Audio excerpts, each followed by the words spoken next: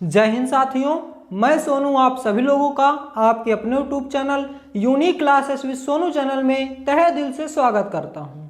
दोस्तों, आज की इस वीडियो में हम पढ़ेंगे भारतीय राष्ट्रीय आंदोलन। दोस्तों, इस टॉपिक को हम पूरी तरह से समाप्त कर चुके हैं, 5 टॉपिक को, और आज के इस वीडियो में हम इसका संपूर्ण रिवीजन करेंगे। तो जिसने भी अभी हमारे इनके सभी के अलग अलग 5 टॉपिक नहीं देखे, वो आज इस एक वीडियो में पूरे टॉपिक का रिवीजन कर सकते हैं। तो चलिए बिना टाइम वेस्ट किए वीडियो को स्टार्ट करते हैं।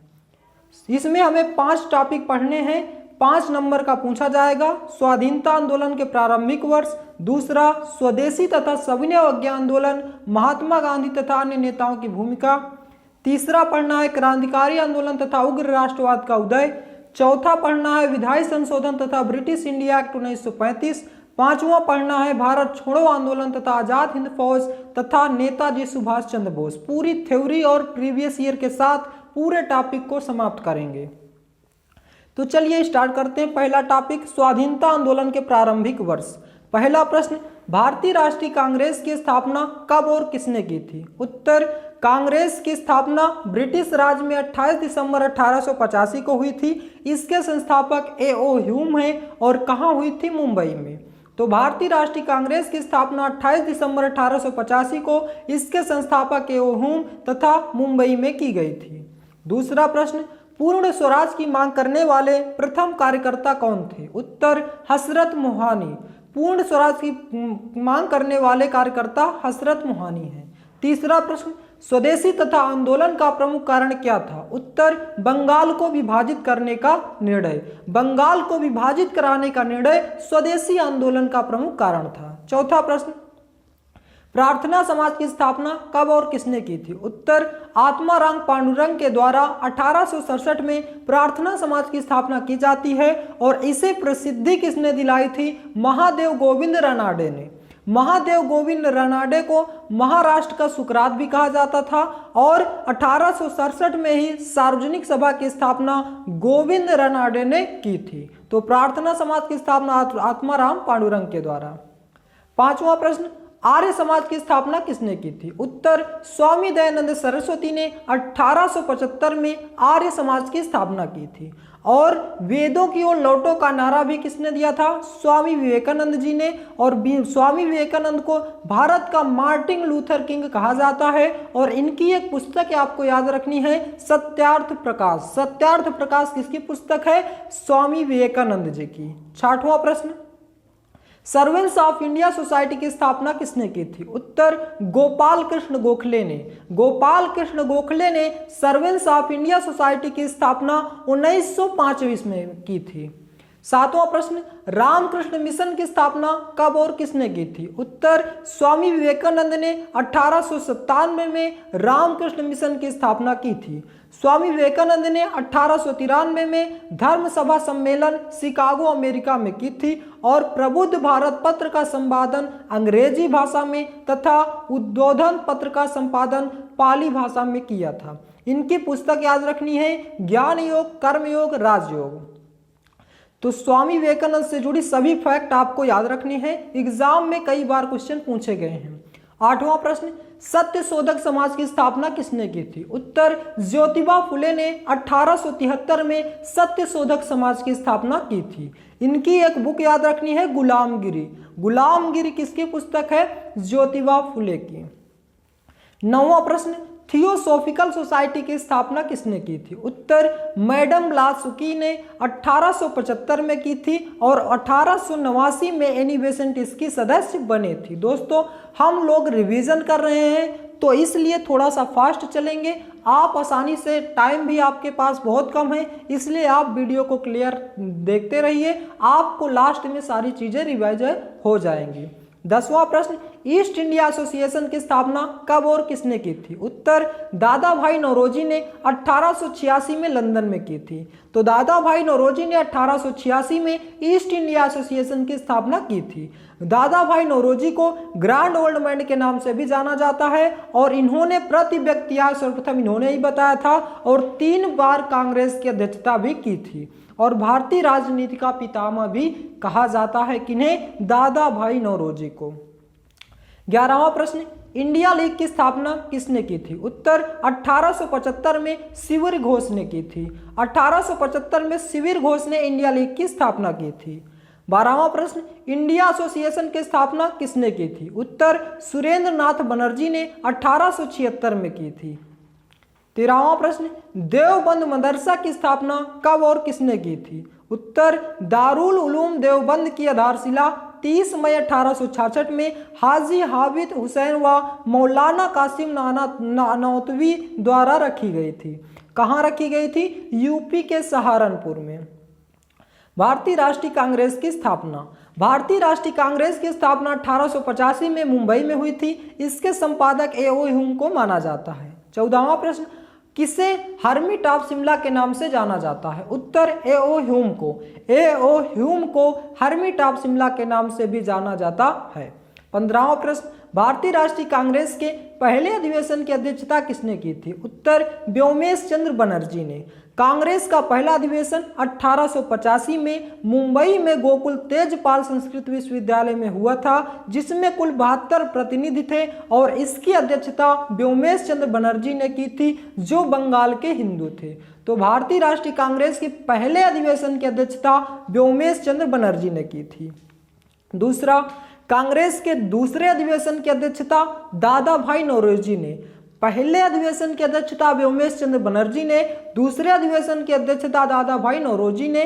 कांग्रेस का दूसरा अधिवेशन 1886 में कलकत्ता में हुआ था, जिसकी अध्यक्षता दादा भाई नौरोजी ने पारसी समुदाय ने की थी और उसमें कुल 343 प्रतिनिधि थे।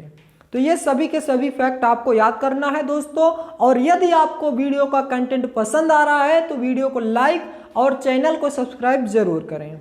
17वां प्रश्न, कांग्रेस के तृतीय अधिवेशन की अध्यक्षता किसने की थी? उत्तर बदरुद्दीन तैयब जी ने। पहले अधिवेशन की अध्यक्षता व्योमेश चंद्र बनर्जी, दूसरे अधिवेशन की अध्यक्षता किसने की थी? दादा भाई नौरोजी ने, और तीसरे अधिवेशन की अध्यक्षता बदरुद्दीन तैयब जी ने की थी। कांग्रेस का तीसरा अधिवेशन 1887 में मद्रास में हुआ था, जिसकी अध्यक्षता बदरुद्दीन तैयब जी ने की थी और यह प्रथम मुस्लिम अध्यक्ष थे और इनमें कुल 600 प्रतिनिधि थे। तीसरे अधिवेशन में कितने प्रतिनिधि थे? 600 प्रतिनिधि थे। नेक्स्ट, कांग्रेस के चौथे अधिवेशन की अध्यक्षता किसने की थी? उत्तर जॉर्ज यूल ने की थी। अंग्रेज अध्यक्ष थे ये। कांग्रेस का चौथा अधिवेशन 1888 में इलाहाबाद में हुआ था, जिसकी अध्यक्षता जॉर्ज यूल ने की थी और इसमें कुल 1248 प्रतिनिधि थे। 19वां प्रश्न, कांग्रेस की 1896 कोलकाता अधिवेशन की अध्यक्षता किसने की थी? उत्तर रहमत सयानी ने की थी। एम रहीमतुल्लाह सयानी के नाम से भी इन्हें जाना जाता है, इन्होंने की थी और पहली बार वंदे मातरम इसी अधिवेशन में गाया गया था और रविंद्रनाथ के द्वारा गाया गया था 65 सेकेंड में, और यह आनंद मठ से लिया गया है, जिसके लेखक बंकिम चंद्र चटर्जी हैं। तो वंदे मातरम कहाँ से लिया गया है? आनंद मठ से लिया गया है, जिसके लेखक बंकिम चंद्र चटर्जी हैं। 20वां प्रश्न, 1906 के कोलकाता अधिवेशन की अध्यक्षता किसने की थी? उत्तर दादा भाई नौरोजी ने। स्वराज शब्द का प्रयोग इसी अधिवेशन में किया गया था और बाल गंगाधर तिलक ने कहा था, स्वराज मेरा जन्मसिद्ध अधिकार है और मैं इसे लेकर रहूंगा। स्वदेशी शब्द का प्रयोग भी इसी अधिवेशन में किया गया था। तो दादा भाई नौरोजी कांग्रेस की कितनी बार अध्यक्षता की थी? 3 बार। 2 बार तो हम लोग पढ़ चुके थे। दूसरे अधिवेशन की अध्यक्षता की थी और 1906 के कोलकाता अधिवेशन की भी अध्यक्षता की थी।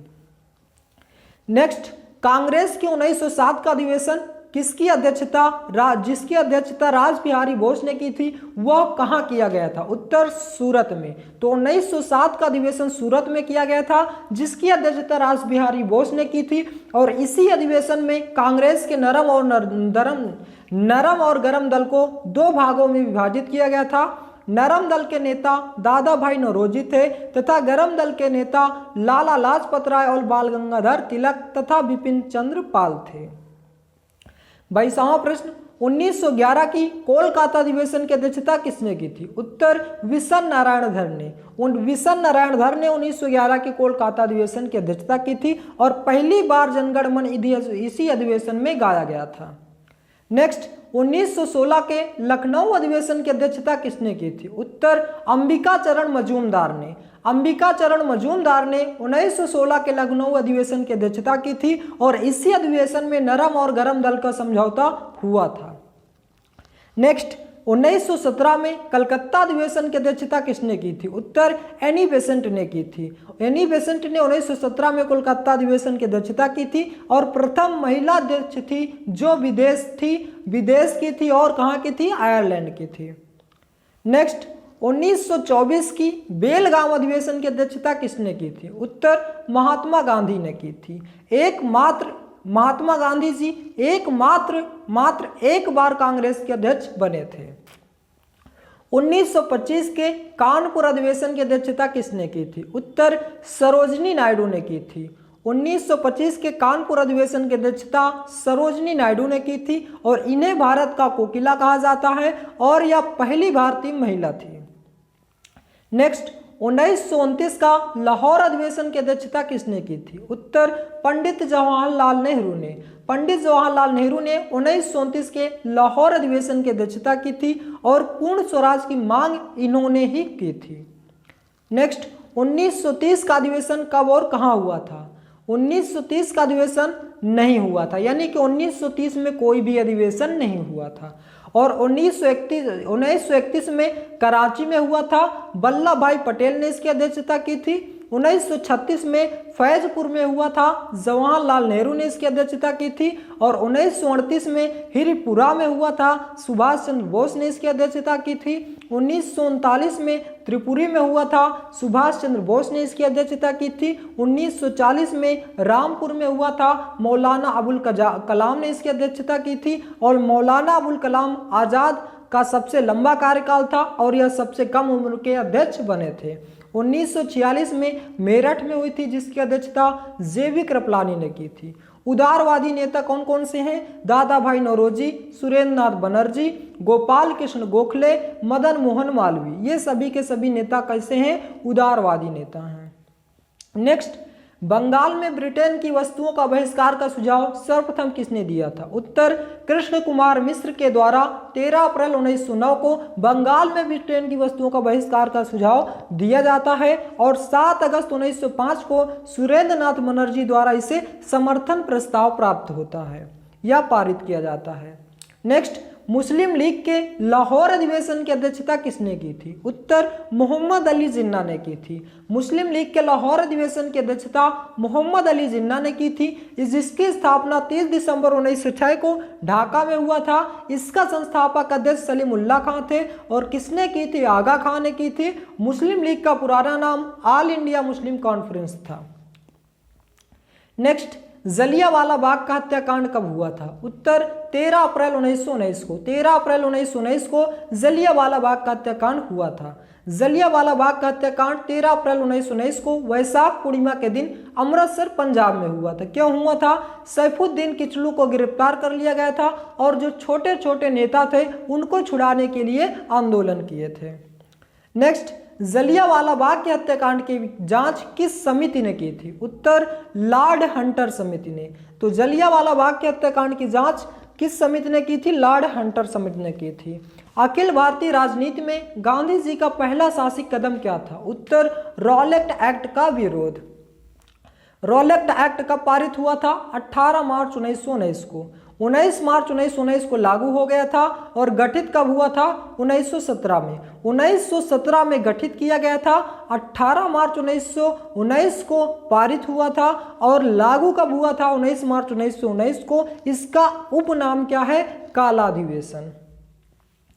किसके विरोध में रविंद्रनाथ टैगोर ने अपनी नाइटहुड का परित्याग कर दिया था? उत्तर जलियांवाला बाग हत्याकांड के उपलब्ध में।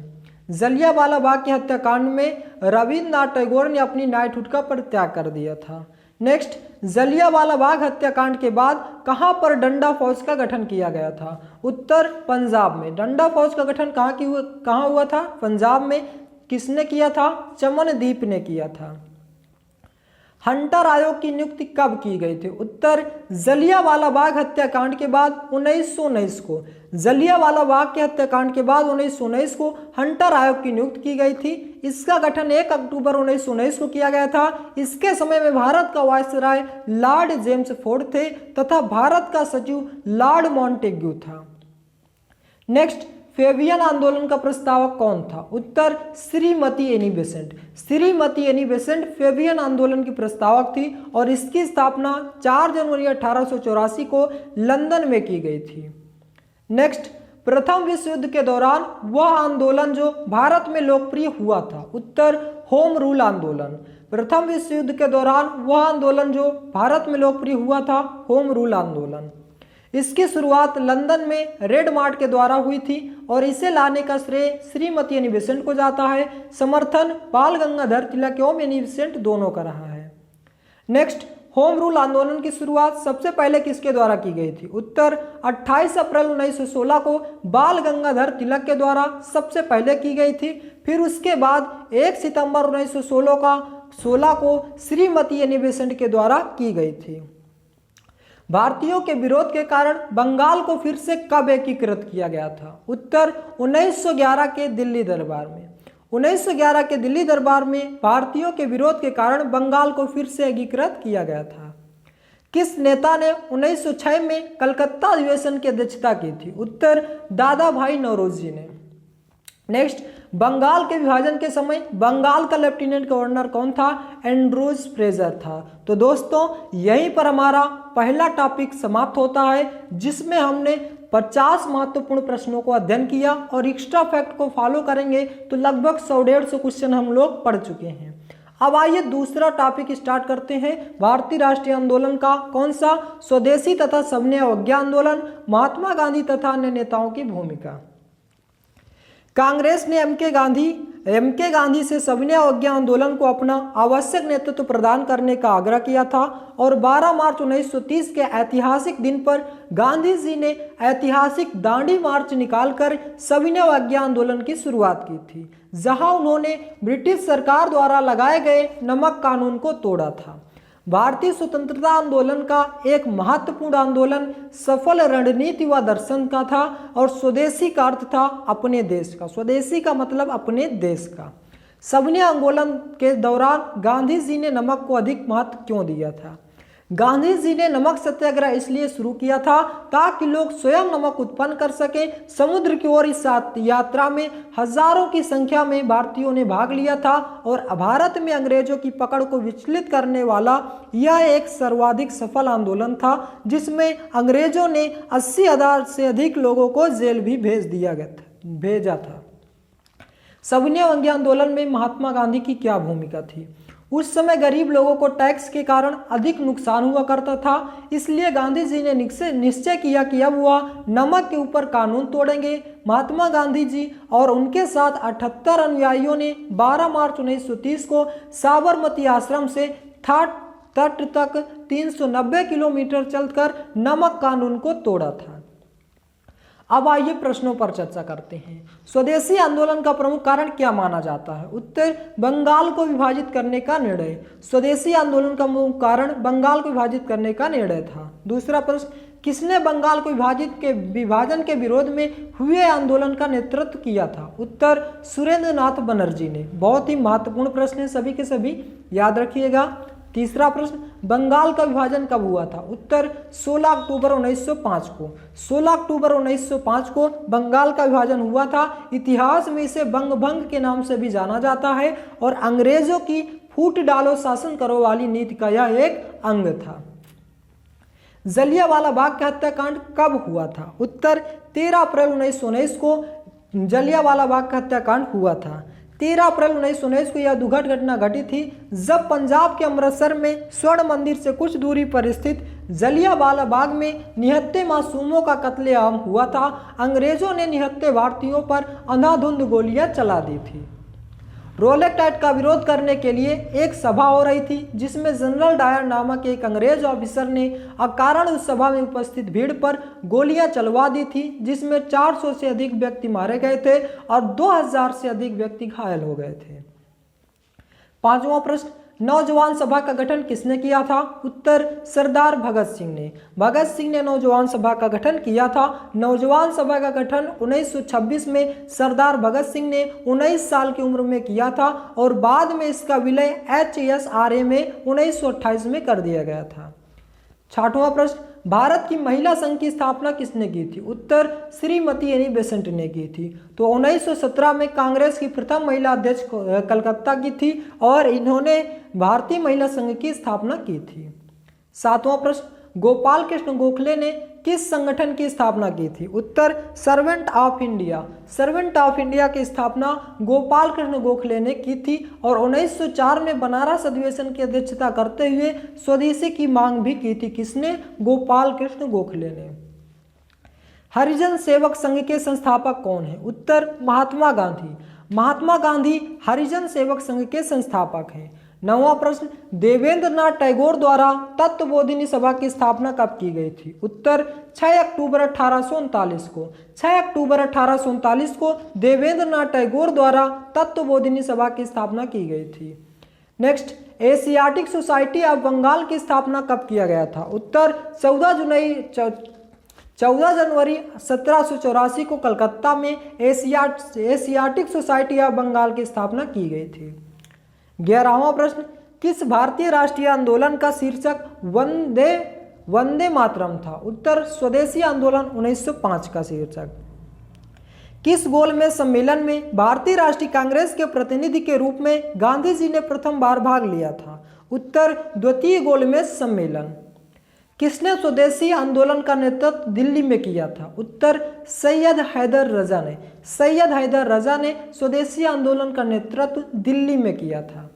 शेर ए पंजाब के नाम से कौन मशहूर थे? उत्तर लाला लाजपत राय। लाला लाजपत राय को शेर ए पंजाब के नाम से भी जाना जाता है। 1908 में बाल गंगाधर तिलक को किस जेल में भेजा गया था? उत्तर मांडलेडे जेल में 1908 में बाल गंगाधर तिलक को भेजा गया था। काकोरी कांड कब हुआ था? उत्तर 9 अगस्त 1925 को। 9 अगस्त 1925 को काकोरी कांड हुआ था। काकोरी कांड में कितने लोगों को फांसी हुई थी? उत्तर 4 लोगों को। कौन कौन से थे? अशफाक उल्ला खां, राजेंद्र लाहिड़ी, रोशन सिंह, रामप्रसाद बिस्मिल। क्यों इनको फांसी दी गई थी? इस बीच 9 अगस्त 1925 की रात चंद्रशेखर आजाद, रामप्रसाद बिस्मिल, अशफाक उल्ला खां, राजेंद्र लाहिड़ी और रोशन सिंह समेत तमाम क्रांतिकारियों ने अंग्रेजी हुकूमत पर बड़ी चोट की थी। इन लोगों ने लखनऊ से कुछ दूरी पर काकोरी और आलमनगर के बीच ट्रेन में ले जा रहे सरकारी खजाने को लूट लिया था, इसीलिए इनको फांसी दी गई थी। नेक्स्ट प्रश्न, यूपी SSC का प्रीवियस ईयर क्वेश्चन है। भगत सिंह, राजगुरु और सुखदेव को फांसी कब दी गई थी? उत्तर 23 मार्च 1931 को। 23 मार्च 1931 को भगत सिंह, राजगुरु और सुखदेव को फांसी दी गई थी। नेक्स्ट, इंकलाब जिंदाबाद का नारा किसने दिया था? उत्तर सरदार भगत सिंह ने। सरदार भगत सिंह ने इंकलाब जिंदाबाद का नारा दिया था और साम्राज्यवाद मुर्दाबाद का नारा भी इन्होंने ही दिया था। दोस्तों, आशा करता हूं दोस्तों कि यह कंटेंट आपको बेहद पसंद आ रहा होगा, इसलिए आप वीडियो को लाइक और शेयर करते चलें और इस पूरे टॉपिक से एक भी क्वेश्चन आपका नहीं मिस होगा। सभी के सभी 5 क्वेश्चन आपको 100% इसी वीडियो से मिलने वाले हैं।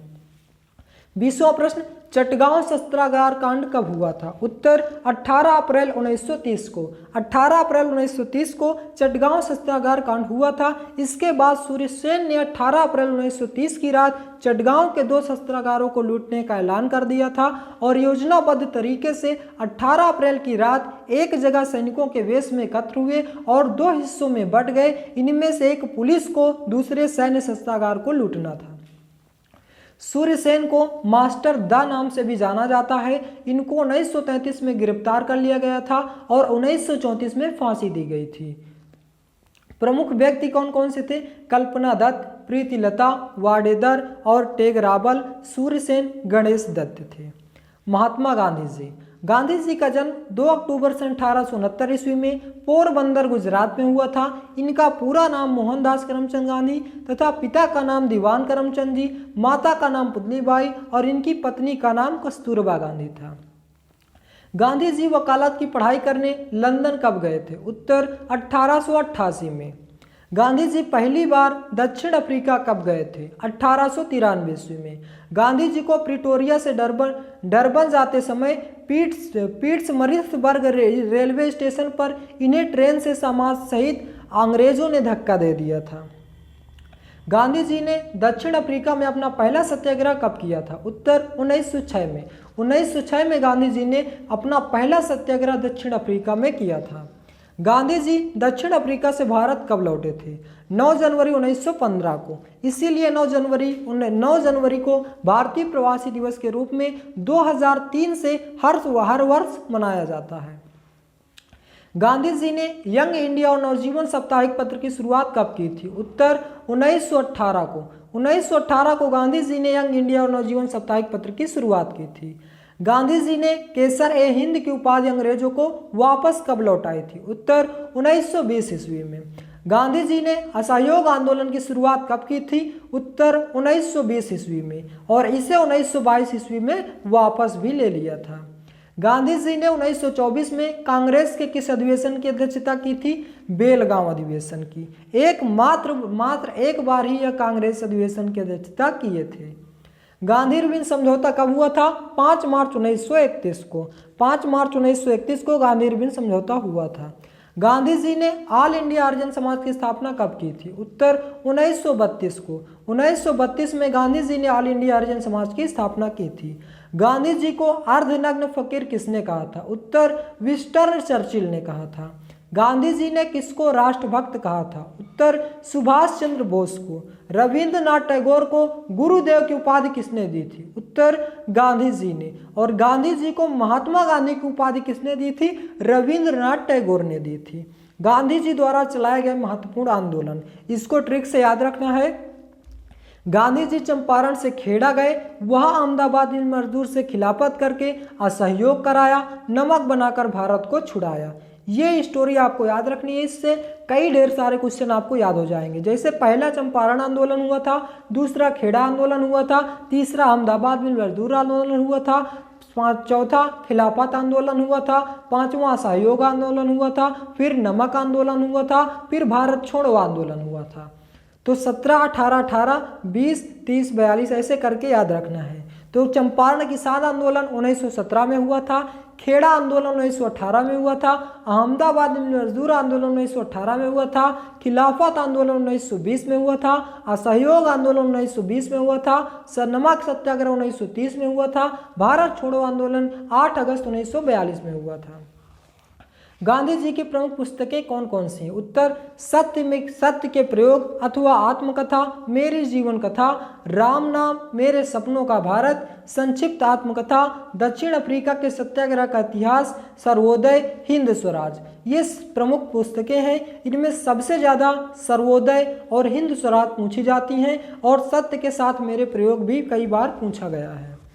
नेक्स्ट, महात्मा गांधी जी द्वारा चलाया गया प्रथम जन आंदोलन क्या था? उत्तर असहयोग आंदोलन था, 1920 में चलाया गया था। महात्मा गांधी जी के चंपारण सत्याग्रह का विरोध किसने किया था? उत्तर NG रंगा ने किया था। महात्मा गांधी जी की मृत्यु कब हुई थी? उत्तर 30 जनवरी 1948 को हुई थी। तो दोस्तों, ये था हमारा दूसरा टॉपिक, जिसको हमने विस्तार पूर्वक और प्रीवियस ईयर क्वेश्चन के साथ अच्छे से पढ़ा। अब आइए तीसरे टॉपिक को पढ़ते हैं बिना टाइम वेस्ट किए हुए। तीसरा टॉपिक है क्रांतिकारी आंदोलन तथा उग्र राष्ट्रवाद का उदय। पहला प्रश्न, निम्नलिखित में से किसने गदर पार्टी की स्थापना की थी? उत्तर लाला हरदयाल ने। लाला हरदयाल ने गदर पार्टी की स्थापना की थी। गदर पार्टी भारत में ब्रिटिश शासन को समाप्त करने के लिए भारतीयों द्वारा आयोजित एक अंतर्राष्ट्रीय राजनीतिक आंदोलन था। इसका गठन 1913 में हुआ था। मुख्यालय सैन फ्रांसिस्को में युगांतर आश्रम में था। इसकी स्थापना मोहन सिंह भगना और लाला हरदयाल ने की थी। गदर पार्टी का आयोजन संयुक्त राज्य अमेरिका में प्रवासी भारतीयों द्वारा किया गया था। गदर पार्टी का पुराना नाम पैसिफिक कोस्ट हिंदुस्तान एसोसिएशन था। गदर पार्टी का नाम 1913 में अपनी पत्रिका गदर के लॉन्च के बाद अपनाया गया था। इसे औपचारिक रूप से 1948 में भंग कर दिया गया था। भगत सिंह नौजवान भारत सभा के संस्थापक थे और VD सावरकर अभिनव भारत सोसाइटी के संस्थापक थे। दूसरा प्रश्न, सचिंद्र नाथ सान्याल ने बिहार में अनुशीलन समिति की शाखा स्थापना किस स्थान पर की थी? उत्तर पटना में की थी। अनुशीलन समिति की स्थापना सचिंद्र नाथ सान्याल ने 1913 में पटना में की थी और बीएन कॉलेज के बंकिम चंद्र मित्रा को संगठन का नेतृत्व करने की जिम्मेदारी दी गई थी। अनुशीलन समिति का अर्थ है एक स्वसंस्कृत संघ। उनका मुख्य उद्देश्य हिंदुओं के बीच आध्यात्मिक, शारीरिक और बौद्धिक रूप से सशक्त बनाने का आग्रह पैदा करना था। सुभाष चंद्र बोस के जापान भाग जाने के बाद सचिंद्र नाथ सान्याल को भारत के क्रांतिकारी आंदोलन का सबसे वरिष्ठ नेता माना जाता था। सचिंद्र नाथ सान्याल को काकोरी षड्यंत्र में शामिल होने के लिए जेल भी भेजा गया था, लेकिन बाद में उन्हें रिहा कर दिया गया था। तीसरा प्रश्न, अगस्त 1907 में मैडम भिकाजी कामा किस विदेशी धरती पर भारतीय ध्वज फहराने वाली पहली व्यक्ति बनी थी? उत्तर जर्मनी। मैडम भिकाजी कामा ने जर्मनी में भारतीय ध्वज फहराया था। स्टटगार्ड में अंतर्राष्ट्रीय समाजवादी सम्मेलन आयोजित किया जा रहा था, जहां वर्ष 1907 में झंडा फहराया गया था। उन्हें भारतीय क्रांति की जननी के रूप में भी जाना जाता है। किसे? मैडम भिकाजी कामा को। उन्होंने पेरिस इंडियन सोसाइटी की स्थापना की थी और उन्होंने भारतीय ध्वज के लिए अपना डिजाइन एक तिरंगा झंडा जो भारत के भीतर 8 प्रांतों का प्रतिनिधित्व करता है, इसको प्रदर्शित किया था। किसने? मैडम भिकाजी कामा ने। चौथा प्रश्न, निम्नलिखित में से किसे भारतीय क्रांति की जननी कहा जाता है? तो मैडम भिकाजी कामा को। निम्नलिखित में से किस भारतीय क्रांतिकारी में से किसने जर्मनी में असहयोग अंग्रेजों के खिलाफ सशस्त्र विद्रोह की कल्पना की थी? उत्तर बाघा जतीन ने। गांधी जी ने अहमदाबाद में 1917-18 में संघर्ष शुरू किया था, जिसमें कौन शामिल थे? औद्योगिक श्रमिक शामिल थे। नेक्स्ट, 1904 में किसने अभिनव भारत को क्रांतिकारियों के गुप्त समाज के रूप में संगठित किया था? उत्तर वीडी सावरकर ने। काकोरी ट्रेन डकैती कांड के नायक कौन थे? उत्तर राम प्रसाद बिस्मिल थे। काकोरी ट्रेन डकैती कांड के नायक राम प्रसाद बिस्मिल थे। अब अंग्रेज पुलिस अफसर कैप्टन सैंडर्स किसके द्वारा गोली से मारा गया था? सरदार भगत सिंह के द्वारा। 1928 में हिंदुस्तान सोशलिस्ट रिपब्लिकन एसोसिएशन की स्थापना कहाँ हुई थी? उत्तर दिल्ली में हुई थी।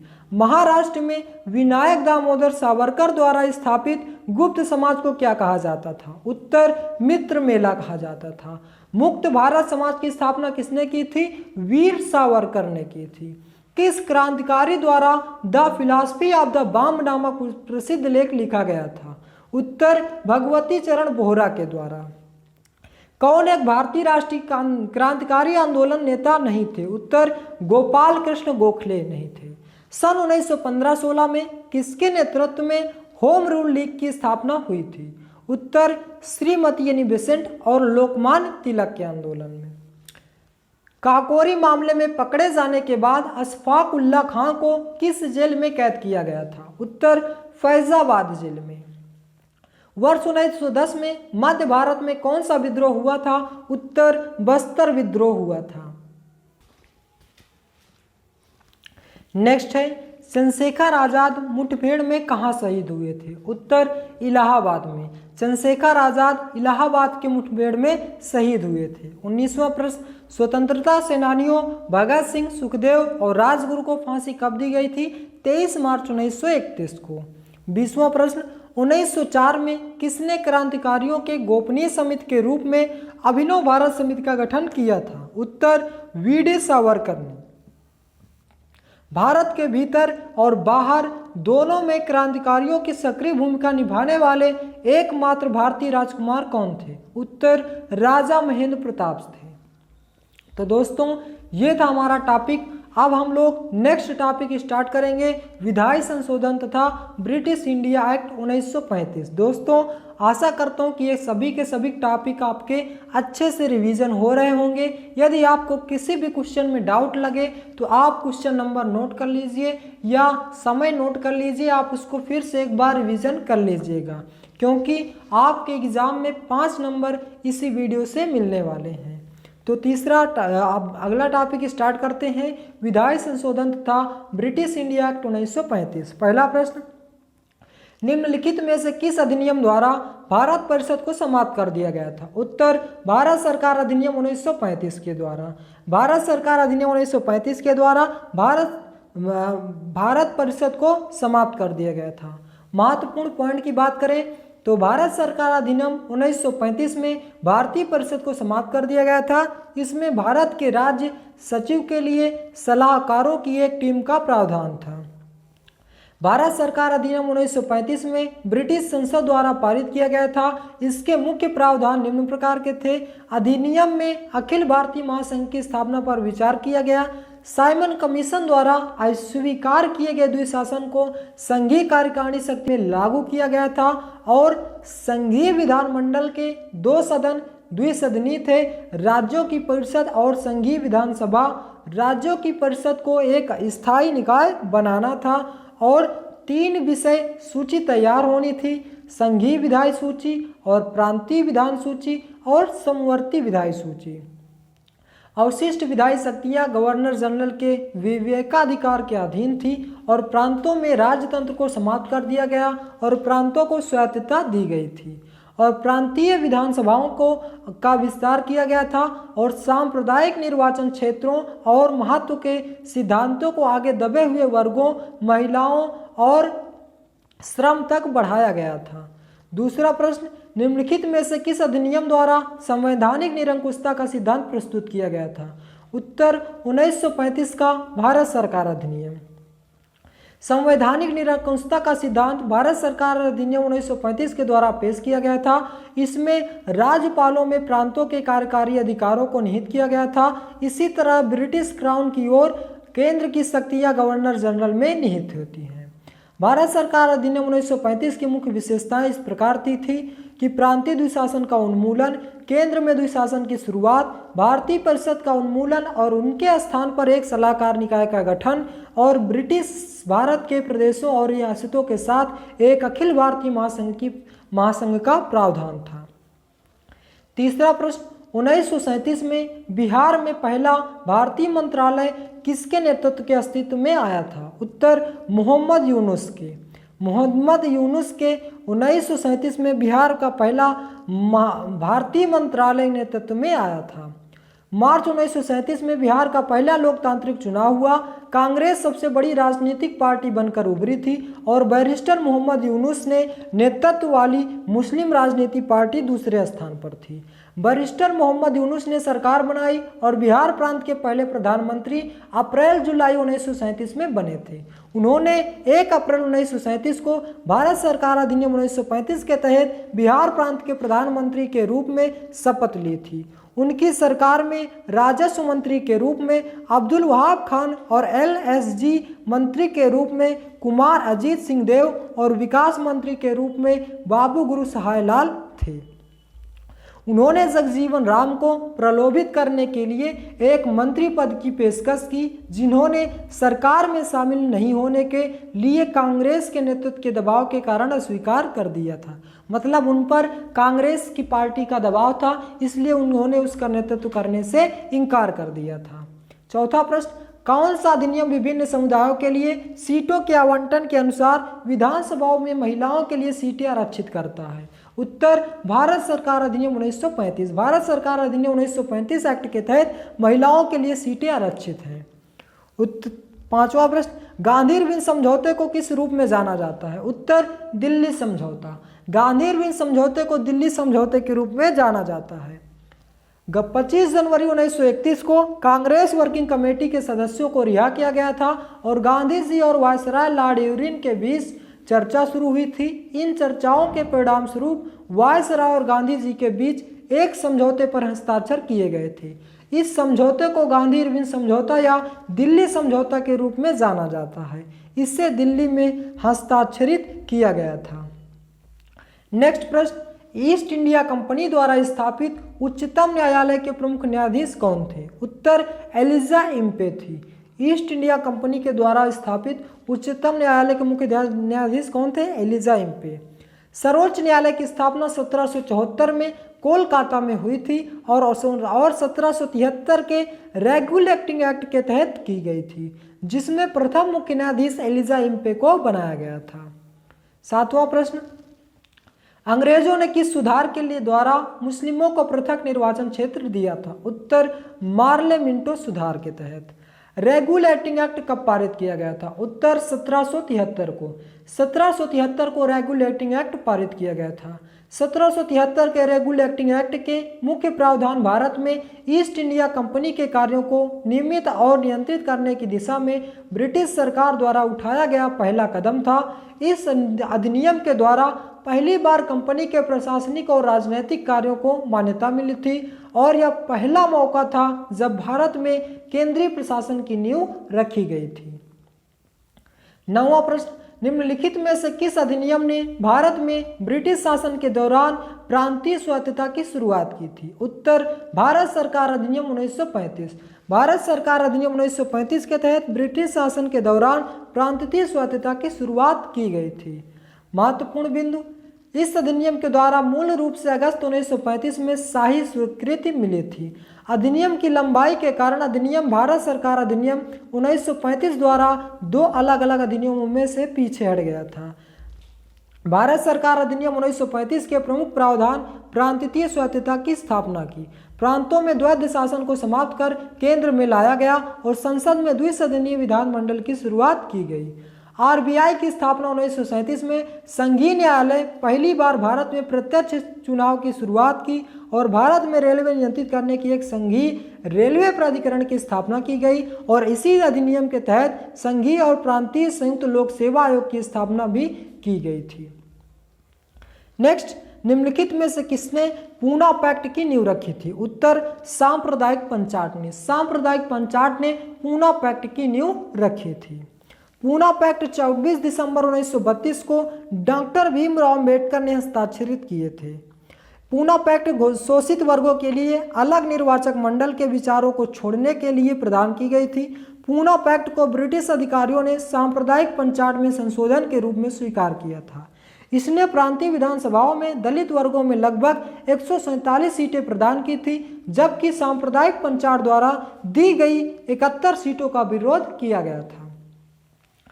नेक्स्ट, किस अधिनियम के द्वारा ब्रिटिश क्राउन के भारतीय प्रशासन को अपने हाथों में ले लिया गया था?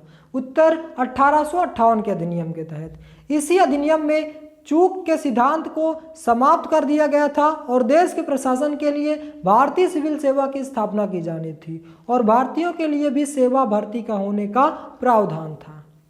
Next, it was a new charter of slavery. यह गुलामी का एक नया चार्टर था। भारत सरकार अधिनियम 1935 के बारे में यह कथन किसका था? उत्तर, जवाहरलाल नेहरू का था। It was a new charter of slavery Jawaharlal Nehru ने भारत सरकार अधिनियम 1935 के बारे में कहा था। 1930 ईस्वी में प्रस्तुत की गई साइमन कमीशन की रिपोर्ट में भारत सरकार अधिनियम 1935 का आधार बनाया गया था। इसमें इस अधिनियम से प्रांतीय स्वायत्तता की शुरुआत की गई, प्रांतों में द्विशासन को समाप्त कर दिया गया, केंद्र में विधायी और संघीय संघ मंत्रियों की जिम्मेदार बनाया गया था और 1935 के अधिनियम को कांग्रेस ने सर्वसम्मति से खारिज कर दिया था। भारत सरकार अधिनियम 1935 के बारे में जवाहरलाल नेहरू की टिप्पणी थी कि यह गुलामी का एक नया चार्टर था।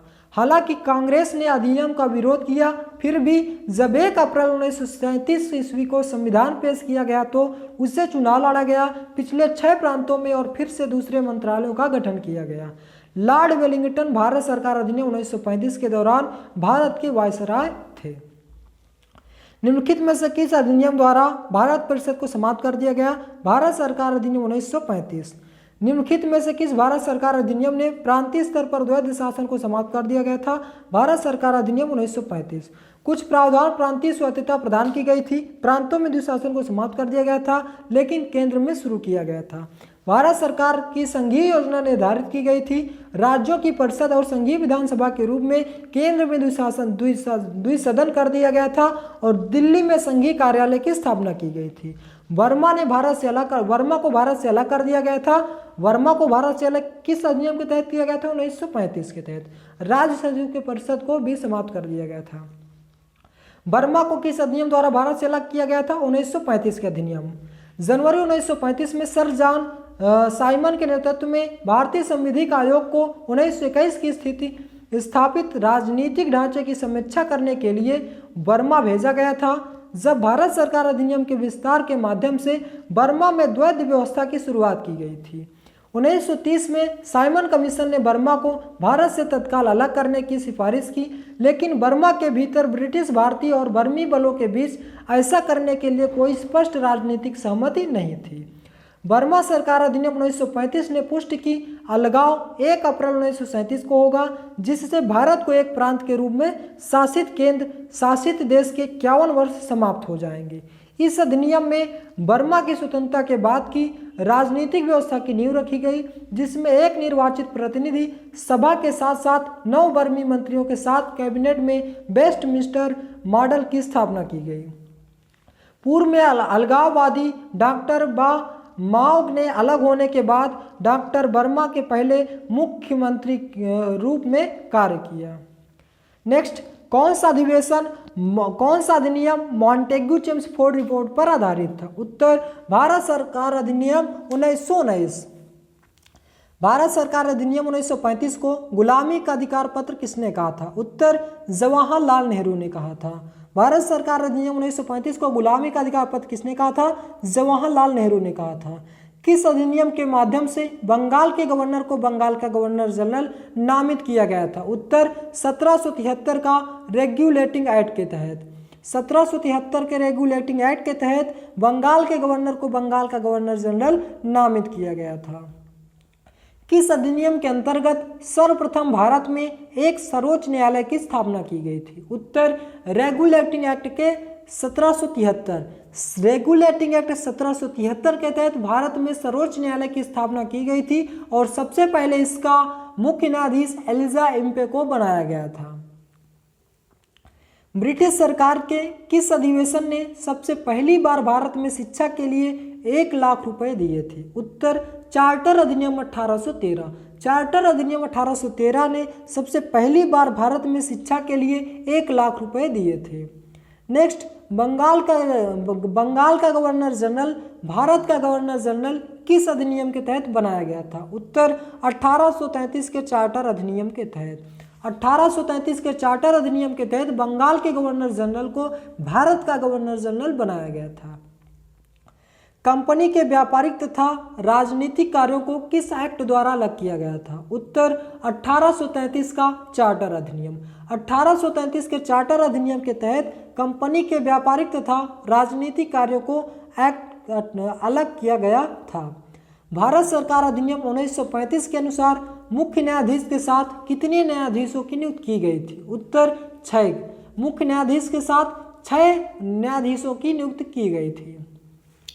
बंगाल की गवर्नर जनरल को किस अधिनियम के द्वारा अपनी समिति के निर्णयों को अस्वीकार करने का अधिकार मिला था? उत्तर, 1786 के अधिनियम के तहत। 1786 के अधिनियम के तहत बंगाल के गवर्नर जनरल को बंगाल अपने सहमति के निर्णय को अस्वीकार करने का अधिकार मिल गया था। किस अधिनियम ने विधान परिषद को बजट पर चर्चा करने की शक्ति प्रदान की थी? उत्तर, भारतीय परिषद अधिनियम 1892। भारतीय परिषद 1892 के तहत विधान परिषद को बजट पर चर्चा करने की शक्ति प्रदान की गई थी। भारत में सचिव का पद किसके द्वारा निर्मित किया गया था? उत्तर, भारत सरकार अधिनियम 1958।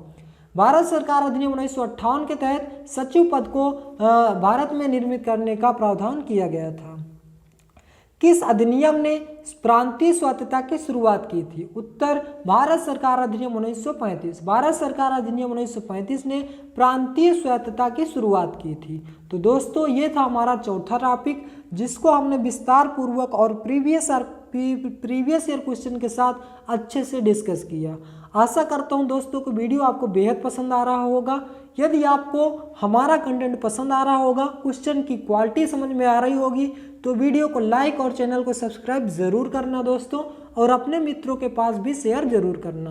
अंतिम टॉपिक भारतीय राष्ट्रीय आंदोलन का, इसके बाद यह पूरा टॉपिक हमारा समाप्त हो जाएगा और हमारे 5 नंबर अच्छे से रिवीजन हो जाएंगे। अंतिम टॉपिक कौन सा है? भारत छोड़ो आंदोलन, आज़ाद हिंद फौज तथा नेताजी सुभाष चंद्र बोस। पहले इसकी थ्योरी पोर्शन को जान लेते हैं। भारत छोड़ो आंदोलन द्वितीय विश्व युद्ध के समय 8 अगस्त 1942 को आरंभ किया गया था। यह एक आंदोलन था जिसका लक्ष्य भारत में ब्रिटिश साम्राज्य को समाप्त करना था। यानी कि भारत छोड़ो आंदोलन 8 अगस्त 1942 को लागू किया गया था, जिसका मुख्य उद्देश्य था ब्रिटिश साम्राज्य को समाप्त करना। यह आंदोलन महात्मा गांधी जी द्वारा अखिल भारतीय कांग्रेस की समिति में मुंबई अधिवेशन में शुरू किया गया था। यह भारतीय स्वतंत्रता संग्राम के दौरान विश्वविख्यात काकोरी कांड से 17 साल पहले 8 अगस्त सन 1942 को गांधी जी के आह्वान पर समूचे देश में यानी कि पूरे भारत में एक साथ आरंभ किया गया था। यह भारत को तुरंत आजाद करने के लिए अंग्रेजी शासन के विरुद्ध एक सविनय अवज्ञा आंदोलन था। बेंगलुरु में भारत छोड़ो आंदोलन का एक प्रदर्शन क्रिप्स मिशन की विफलता के बाद महात्मा गांधी ने ब्रिटिश शासन के खिलाफ अपना तीसरा बड़ा आंदोलन छेड़ने का फैसला किया था। 8 अगस्त 1942 को की शाम को मुंबई में अखिल भारतीय कांग्रेस कमेटी के बंबई सत्र में अंग्रेजों भारत छोड़ो का नाम दिया गया था। गांधी जी को फौरन गिरफ्तार कर लिया गया था, लेकिन देश भर के युवा कार्यकर्ता हड़तालों और तोड़फोड़ की कार्यवाहियों के जरिए आंदोलन चलाते रहे और कांग्रेस में जयप्रकाश नारायण जैसे समाजवादी सदस्य भूमिगत प्रतिरोधी गतिविधियों में सबसे ज़्यादा सक्रिय थे। पश्चिम में सतारा और पूर्व में मेदिनीपुर जैसे कई जिलों में स्वतंत्र सरकार प्रति सरकार की स्थापना कर दी गई थी और अंग्रेजों ने आंदोलन में प्रति काफ़ी सख्त रवैया अपनाया। फिर भी इस विद्रोह को दबाने में सरकार को साल भर से ज़्यादा समय लग गया था। भारत छोड़ो का नारा यूसुफ मेहर अली ने दिया था। ये पॉइंट आपको बहुत अच्छे से याद रखना है। भारत छोड़ो का नारा किसने दिया था? यूसुफ मेहर अली ने दिया था। यूसुफ मेहर अली ने भारतीय स्वतंत्रता संघर्ष के अग्रणी नेताओं में से एक थे। अब आइए क्वेश्चन आंसर की बात करते हैं। भारत छोड़ो आंदोलन कब किया गया था? 8 अगस्त 1942 को महात्मा गांधी जी के द्वारा किया गया था। गांधी जी का जन्म 2 अक्टूबर सन 1869 में पोरबंदर गुजरात में हुआ था। इनका पूरा नाम मोहनदास करमचंद गांधी तथा पिता का नाम दीवान करमचंद जी तथा माता का नाम पुतलीबाई था और उनकी पत्नी का नाम कस्तूरबा गांधी था। जब भारत छोड़ो आंदोलन का प्रस्ताव पारित किया गया था तब कांग्रेस के अध्यक्ष कौन थे? उत्तर मौलाना अबुल कलाम आजाद थे। जब भारत छोड़ो आंदोलन प्रस्तावित किया गया था तब उस समय कांग्रेस के अध्यक्ष मौलाना अबुल कलाम आजाद थे।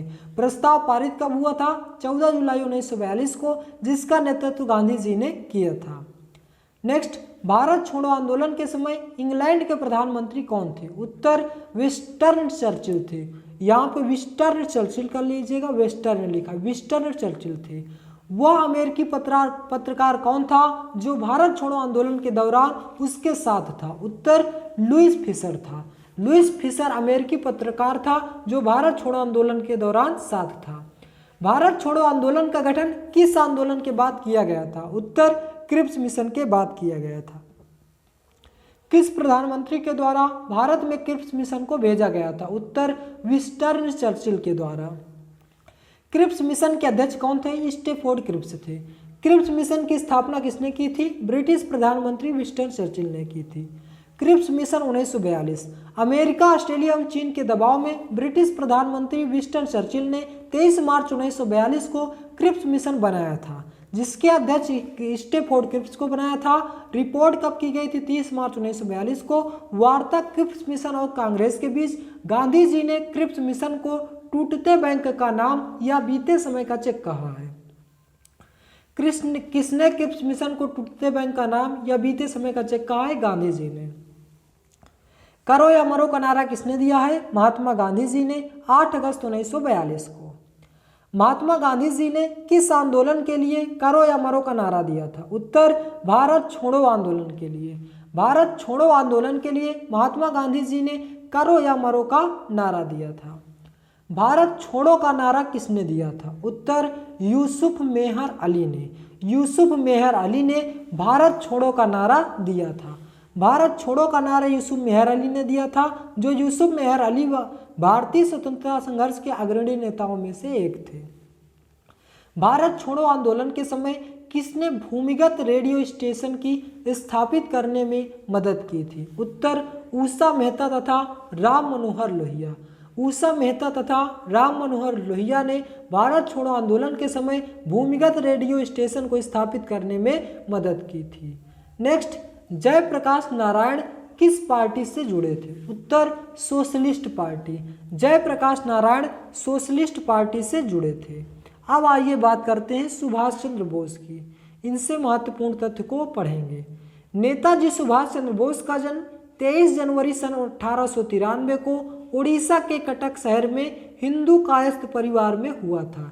इनके पिता का नाम जानकीनाथ बोस और माता का नाम प्रभावती था।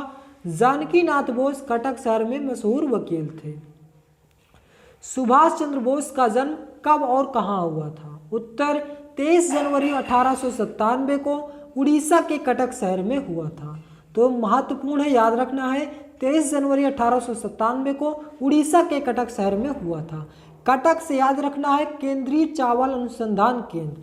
केंद्रीय चावल अनुसंधान केंद्र कहाँ है? कटक उड़ीसा में है। सुभाष चंद्र बोस के राजनीतिक गुरु कौन थे? उत्तर CR दास थे, जिनका पूरा नाम चित्तरंजन दास। तो सुभाष चंद्र बोस के राजनीतिक गुरु कौन थे? चित्तरंजन दास थे। Netaji all India youth Congress के अध्यक्ष कब चुने गए थे? उत्तर 1923 को। 1923 को Netaji all India youth Congress के अध्यक्ष चुने गए थे। नेक्स्ट, नेताजी सुभाष चंद्र बोस ने फॉरवर्ड ब्लॉक की स्थापना कब की थी? उत्तर 1939 को।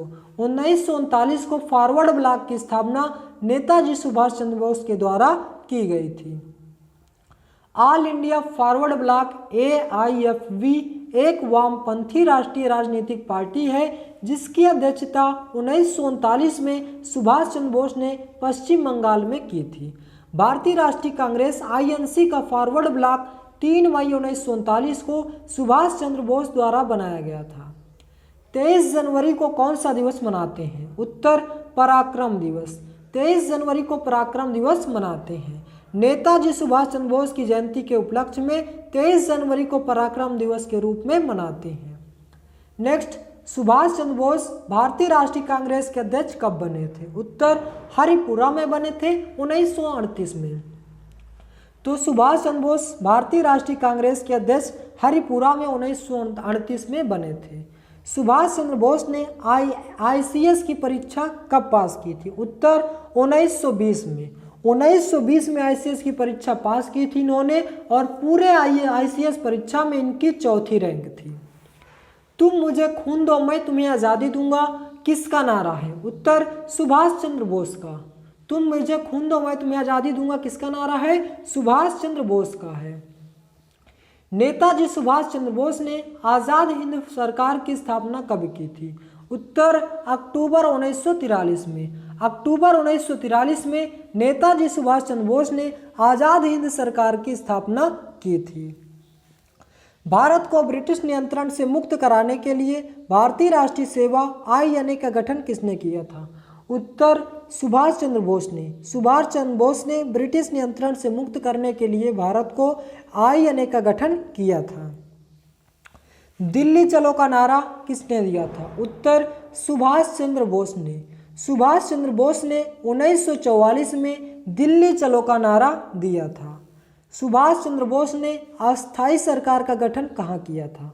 उत्तर सिंगापुर में 1943 को। सिंगापुर में 1943 को सुभाष चंद्र बोस ने अस्थायी सरकार का गठन किया था। नेक्स्ट, सुभाष चंद्र बोस को नेताजी की उपाधि किसने दी थी? उत्तर हिटलर ने। सुभाष चंद्र बोस को नेताजी की उपाधि हिटलर ने दी थी। द इंडियन स्ट्रगल किसकी पुस्तक है? उत्तर सुभाष चंद्र बोस की। द इंडियन स्ट्रगल किसकी पुस्तक है? सुभाष चंद्र बोस की पुस्तक है। सर्वोदय शब्द का प्रयोग सर्वप्रथम किसने किया था? उत्तर महात्मा गांधी ने। महात्मा गांधी ने सर्वोदय शब्द का प्रयोग सर्वप्रथम किया था। मरो नहीं मारो का नारा सर्वप्रथम भारत छोड़ो आंदोलन के दौरान किसने दिया था? उत्तर लाल बहादुर शास्त्री ने दिया था और यह दूसरे प्रधानमंत्री थे और इनका एक नारा और था, ईंट का जवाब पत्थर से दूंगा। दोस्तों, यह क्वेश्चन बहुत ही महत्वपूर्ण है, यहाँ पे आप कंफ्यूज नहीं होना। मारो फिरंगियों का नारा किसने दिया था? मंगल पांडे ने दिया था। और जब यह क्वेश्चन पूछा जाएगा तो मंगल पांडे ऑप्शन में जरूर मिलेगा, इसलिए आप इस क्वेश्चन को अच्छे से ध्यान में रखिएगा।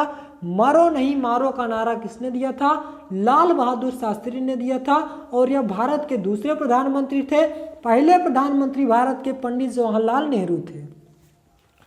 9 अगस्त 1942 को डॉक्टर राजेंद्र प्रसाद को गिरफ्तार करके किस जेल में भेजा गया था? उत्तर, बांकीपुर जेल में। बांकीपुर जेल में 9 अगस्त 1942 को डॉक्टर राजेंद्र प्रसाद को गिरफ्तार करके भेजा गया था। भारत के प्रथम राष्ट्रपति डॉक्टर राजेंद्र प्रसाद जी हैं और संविधान सभा के स्थायी अध्यक्ष भी कौन थे? डॉक्टर राजेंद्र प्रसाद भी थे। जब भारतीय राष्ट्रीय कांग्रेस ने भारत छोड़ो आंदोलन प्रस्तावित किया था तो उस समय जब भारतीय राष्ट्रीय कांग्रेस ने भारत छोड़ो आंदोलन प्रस्तावित किया था तो उस समय कांग्रेस के अध्यक्ष कौन थे? अब्दुल कलाम आज़ाद थे। अब्दुल कलाम आज़ाद का पूरा नाम पूछ लिया जाता है, short form APJ Abdul Kalam.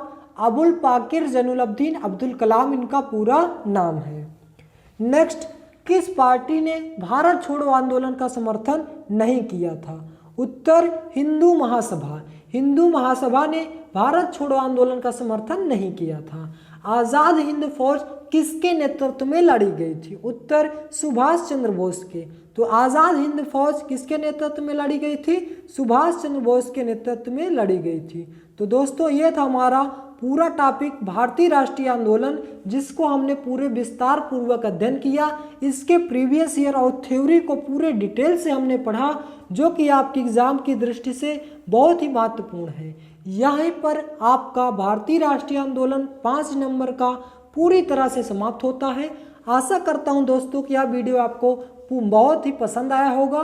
Video को लास्ट तक देखने के लिए आप सभी लोगों का बहुत बहुत धन्यवाद। आज का वीडियो बस यहीं तक, मिलते हैं नेक्स्ट वीडियो में। जय हिंद, जय भारत।